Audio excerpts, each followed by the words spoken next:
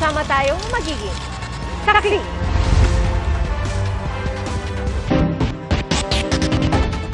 Matinding traffic at hirap sa pagsakay ang sinusuong ng marami sa mga commuter tuwing holiday season at maging sa mga ordinaryong araw. Ang hiling ng isang grupo palawigin ang operating hours ng MRT at LRT hanggang hating gabi. Ano nga ba ang tugod dyan ng Transportation Department? Saksi, si Marisol Abduraman. Para sa maraming commuter, struggle is real ang araw-araw na pagbiyahe. Dagdag pang pahirap kapag inaabot ng gabi sa kalsada, lalo na ngayong holiday rush. Tinanungan namin ang mga kapuso online, ano ang diskarte mo para sa late night o panggabing commute? Sagot ng isa, nag-undertime o overtime na lang daw siya sa trabaho. Ang isa naman, umaalis sa bahay ng maaga at nagpapahinga na lang sa opisina bago mag-duty. Sabi ng isang netizen, 9 p.m. natatapos ang huling klase ng kanyang anak. Kaya pilit niyang hinahabol kasama ng mga kaklase ang huling trip sa LRT2. Pag di raw umabot, nagbubuk sila sa ride-hailing app at naghahati-hati sa pamasahe pa uwi. Daing ng isa pang netizen, mahirap lumabas at umuwi sa gabi dahil delikado. Yan nga raw sana ang gustong solusyonan ng isang grupo na humihiling na i-extend ang operasyon ng MRT at LRT. Nangalap sila ng pirma para sa panawagang palawigin hanggang alas 12 ng hating gabi ang operasyon ng mga tren. Sa ngayon, 9:30 hanggang 10:15 ng gabi ang pinakahuling regular na biyahe ng LRT at MRT. Kaya malaking bagay raw sa mga commuter, lalong-lalo na ang mga nagtatrabaho sa gabi kung palalawigin ang operating hours ng mga to. Dapat po, lahat po ng mamamayan ay may safe at reliable po na mga public transportation, lalo na po yung mga BPO workers po natin, yung mga night shifters, at yung mga estudyante pong late na po umuwi. Isa si JB sa mga madalas ginagabi sa trabaho. Tumatakbo raw siya para mahabol ang last trip ng MRT. So, haba din ang pila pag rush hours. Kasi pag MRT kasi ano lang mabilis lang siya mga 10 to 15 minutes. Hindi raw kailanman option ang mag-taxi dahil sa sobrang mahal. Kaya pag di umabot sa MRT, bus carousel ang sunod niyang target. Yun nga lang, mas matagal ang biyahe. Mas mabilis lang yung MRT kaysa sa carousel talaga. Kasi tatayo ka pa sa MRT din Ay sa amin, carousel kasi pares lang naman. Siksikan din.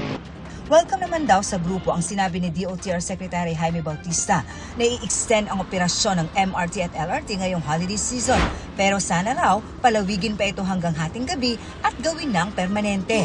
Ang gusto ng ilang netizens, 24 hours na pagbiyahe ng mga tren.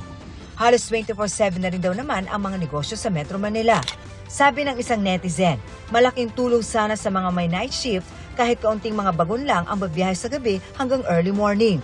Ayon sa DOTR, kapag permanenteng in-extend ang operating hours ng MRT at LRT, maaaring malagay sa alanganin ang kakayahan ng kanilang maintenance teams na magsasagawa ng kinakailangang checks at repairs. Mahalaga raw ang mga ito para magarantiya ang kaligtasan ng mga pasahero at ang reliability at efficiency ng train services. Ayon sa MRT, kaligtasan ng kanilang mga pasahero ang pangunahin nilang inaalala. Hindi raw pwedeng isakripisyo ang kinakailangang gawing maintenance sa MRT dahil makakaapekto ito sa kaligtasan ng mga sumasakay dito. Wala pang tugon ang pamunuan ng LRT hinggil dito. Para sa GMA Integrated News, ako si Marisol Abduraman, ang inyong saksi. Inanunsyo na kung magkano magiging dagdag singil ng Maynilad at Manila Water sa pagpasok ng 2025.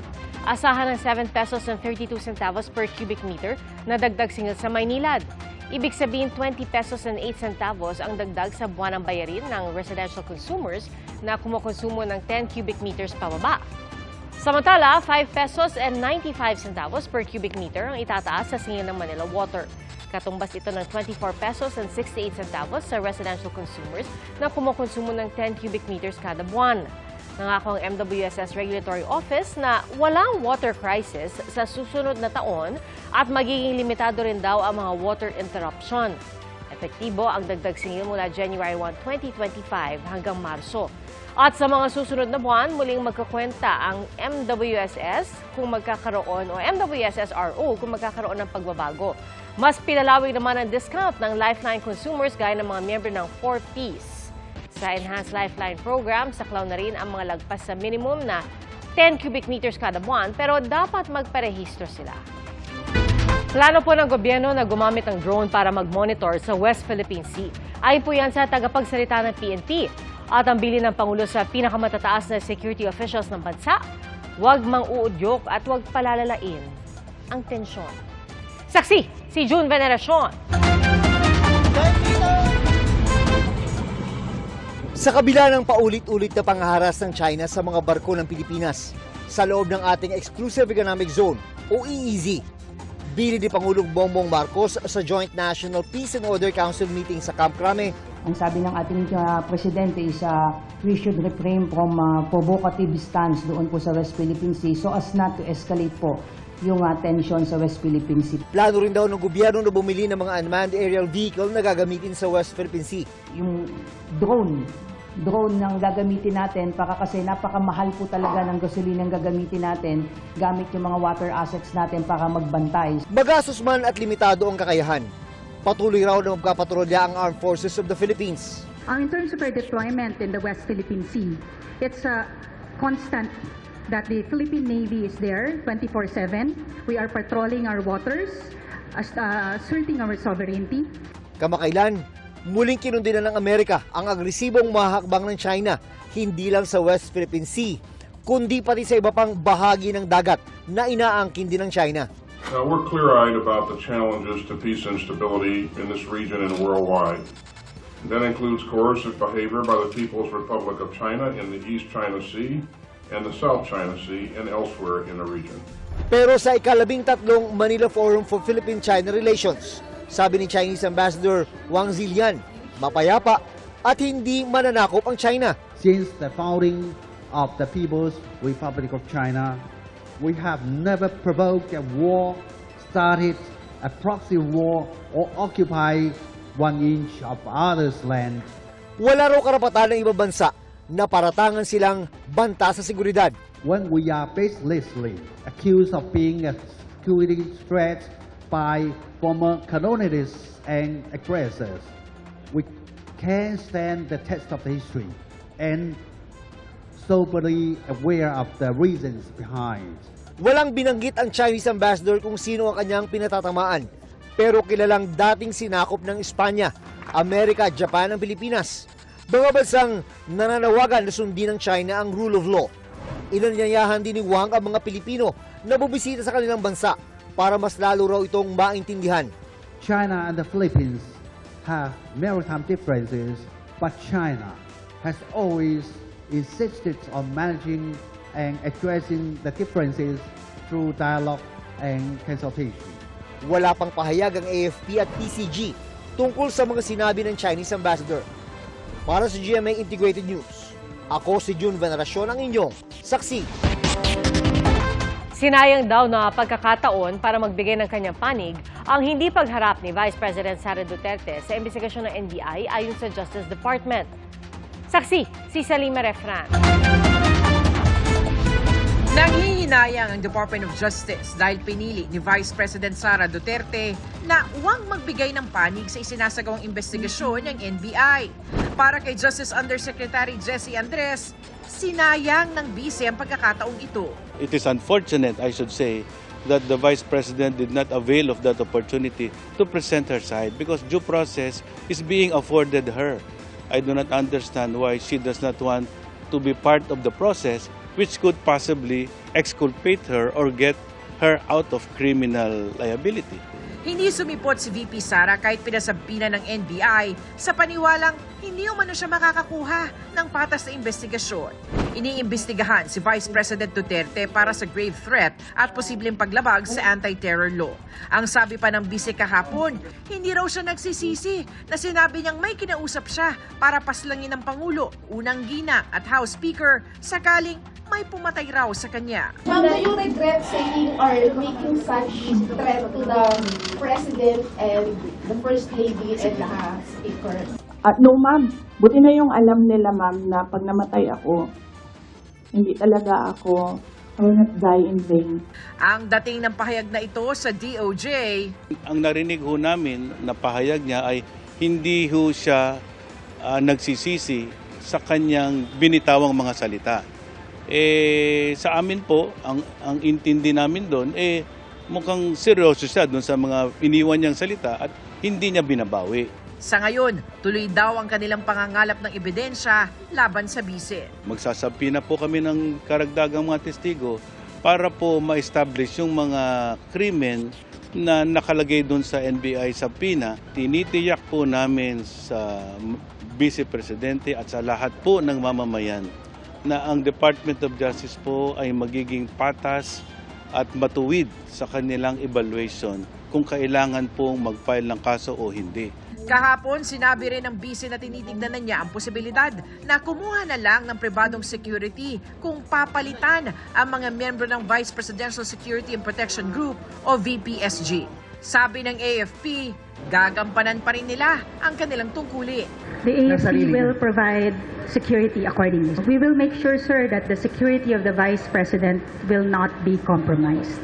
Irerespeto naman ng PNP ang magiging desisyon ni VP Duterte kaugnay ng kanyang seguridad. That's sad to hear na hindi po tayo pinagtitiwalaan, but we want to assure our Vice President, sisiguraduhin po natin na ibubuwis po ng mga security forces yung buhay po nila para protektahan po yung kanilang principal.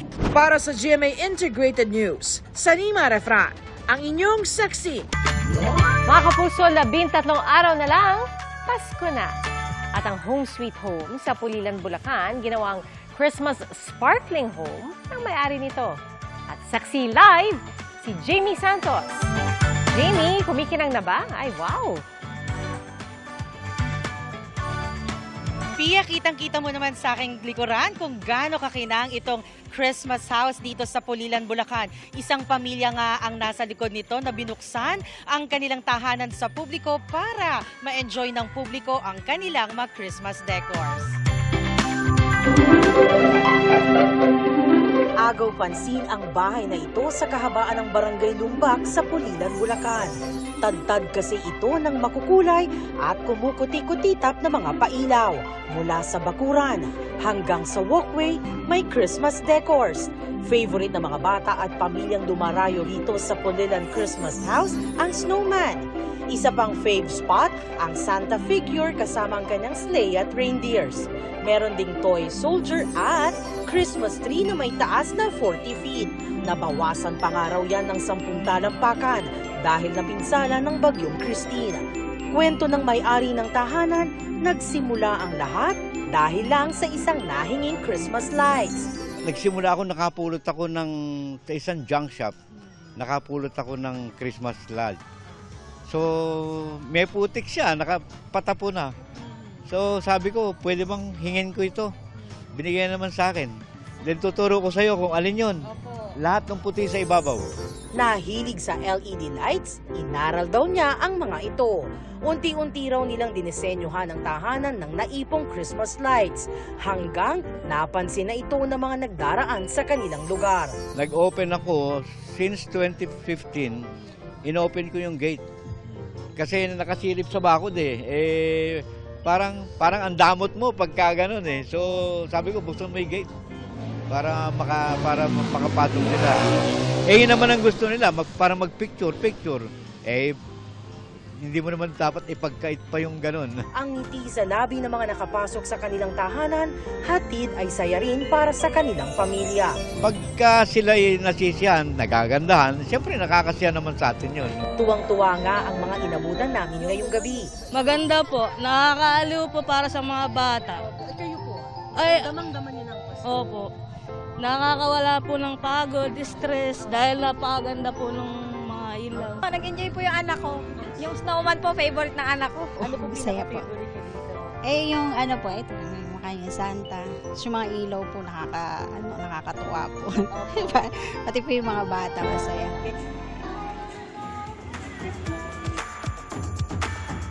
Pia, 5:30 ng hapon, nagsisimulang magliwanag itong Pulilan Christmas House. Hudyat yan sa mga taga rito na pwede na silang mamasyal at mag-picture taking. Tumatagal yan hanggang alas 10 ng gabi. At live mula rito sa Pulilan, Bulacan para sa GMA Integrated News, ako si Jamie Santos, ang inyong saksi. Isang opisyal ng PNP at isang dating hepe ng PIDEA ang pinakontempt ng House Quad Committee.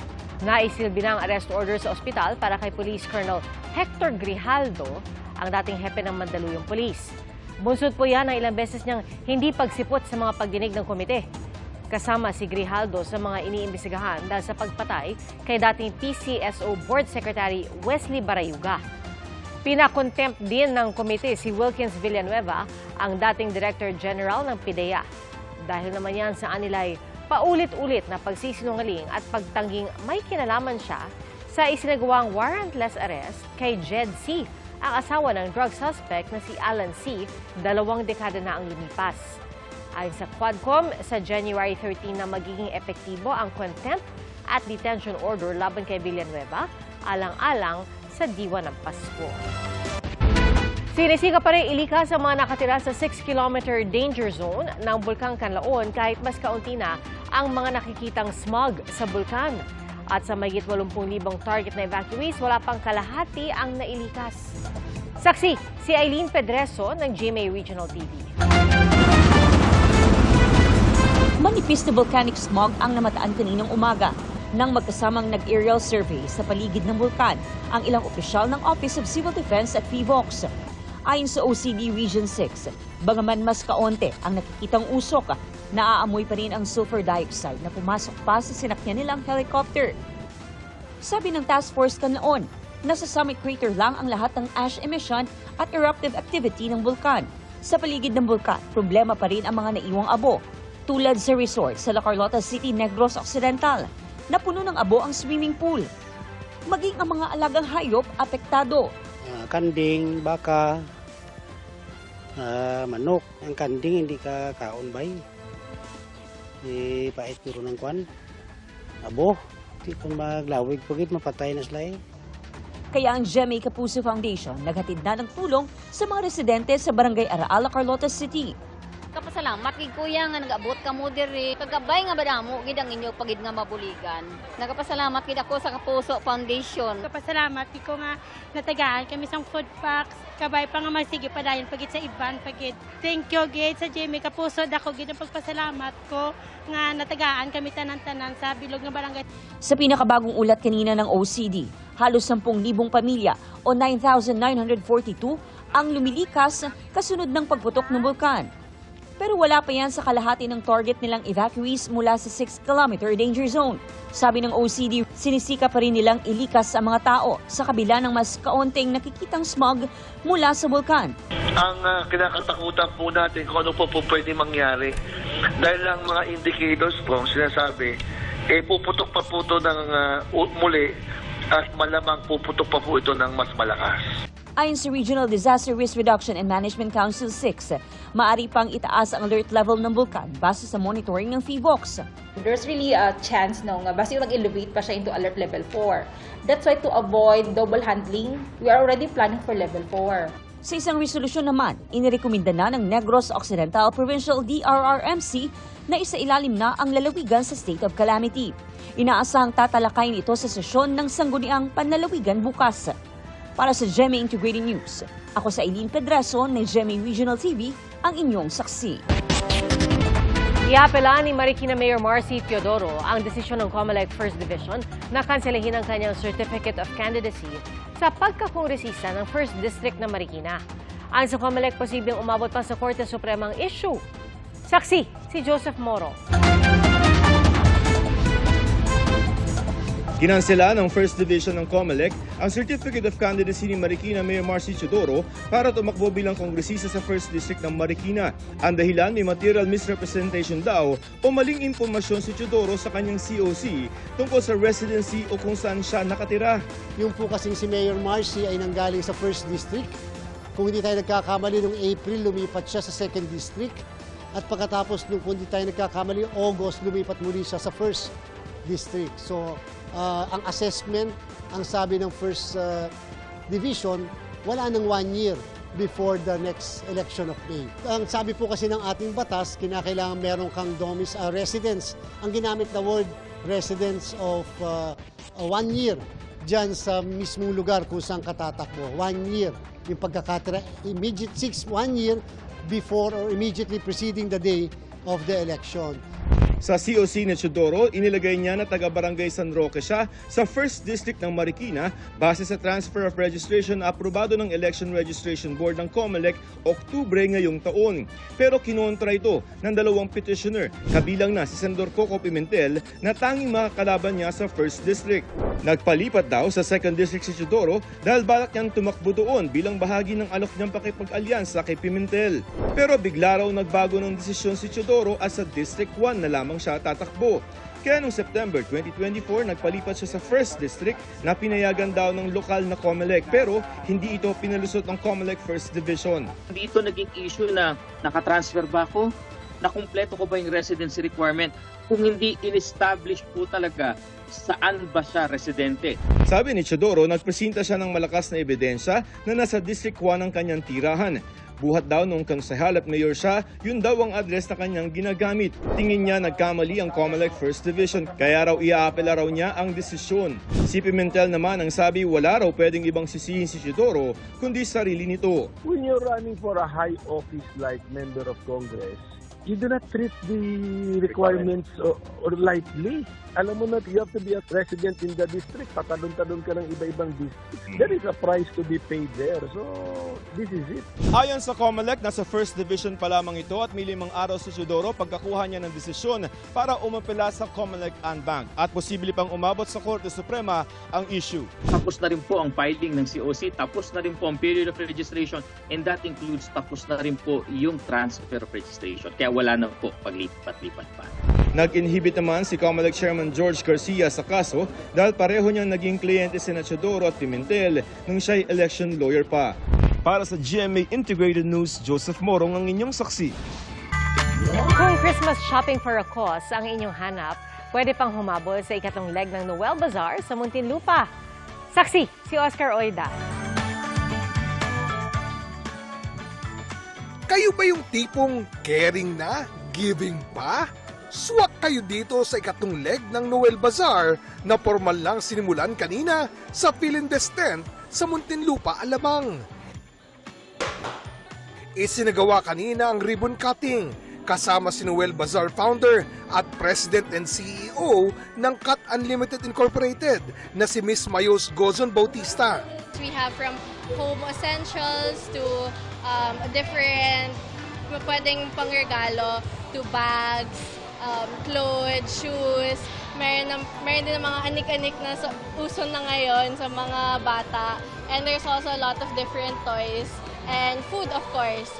Habang nagsha-shopping, maya't-maya pa kayong kakantahan ng kanilang mga carolers. Mapupunta rin sa mga tinutulungan ng Kapuso Foundation ang bahagi ng kita sa bazaar. Kung trip nyo naman kayo mismo ang bibili ng itutulong nyo, may booth ang Kapuso Foundation kung saan ikaw mismo ang bibili ng school supplies na ipamimigay sa ating mga less fortunate na mag-aaral. Sa halagang 250 pesos, may ilang notebook na may kasamang notepad pa, jumbo pencils, eraser at iba pa. Ibibigay ito sa mga mag-aaral na makakatanggap ng mga bags para sa unang hakbang sa kinabukasan, 2025. Ito yung mga tinatamaan ng kalamidad. Ang mga kasama dyan, Bicol, Catanduanes, Aurora. Yan nga ang pinagkaabalahan kanina ng ating Kapuso at Noel Bazaar Ambassador na si Shuvi Etrata. I feel grateful actually to be given a chance na tumulong sa mga tao, especially now that it's Christmas, it's the season of love, season of giving. I'm inviting everyone to also share, diba? Give love. Ako si Oscar Oida, ang inyong saksi.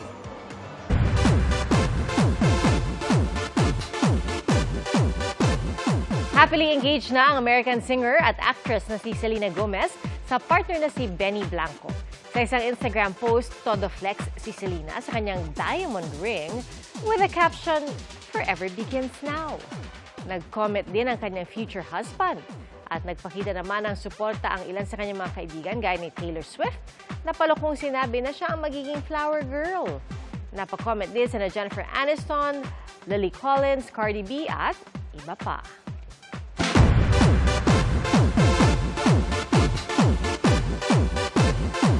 Ngayong linggo na ang grand finale ng The Voice Kids. At all out na ang pag-iensayo ng mga finalists na sina Winces, Nevin, Macmac at Hebron. Kasama nila siyempre sa paghahanda sa huling tapatan ang kanika nilang mga coach na sina Billy, Pablo, Stel at Julian. Hindi biro ang ibibigay nilang effort sa kanilang mentoring session. Kaya labis ang pasasalamat ng mga finalists dahil ramdam daw nila ang pagmamahal at pagkabay ng kanilang mga coach. Mga kapuso, salamat po sa inyong pagsaksi. Ako si Pia Arcangel para sa mas malaking misyon at sa mas malawak na paglilingkod sa bayan. Mula sa GMA Integrated News, ang News Authority ng Filipino. Hanggang bukas, sama-sama tayong magiging saksi.